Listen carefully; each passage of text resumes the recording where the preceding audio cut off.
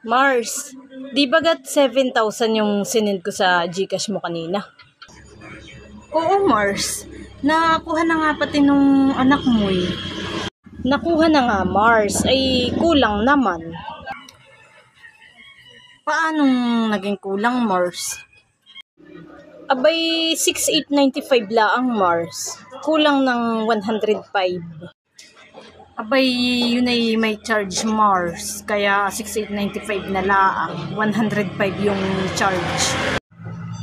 Ho, ay bakit may charge pa, Mars? Ay pag ako na may nagsesend doon sa anak ko, ay wala namang bawas, Mars, sa GCash. Wala ngang bawas, Mars. Ay, syempre ito'y business. Kaya may charge. Anong kikitain ko? Baga naman ako, Mars, ay cha-chargean mo pa. Para naman katang hindi magkumari kung pati naman ako'y tutubuan mo pa. Sa business, Mars, ay walang kapakapatid. Kung yung asawa ko, pag nag-cash out, ay may charge. Ay, ikaw pa kayang kumarila ang kita.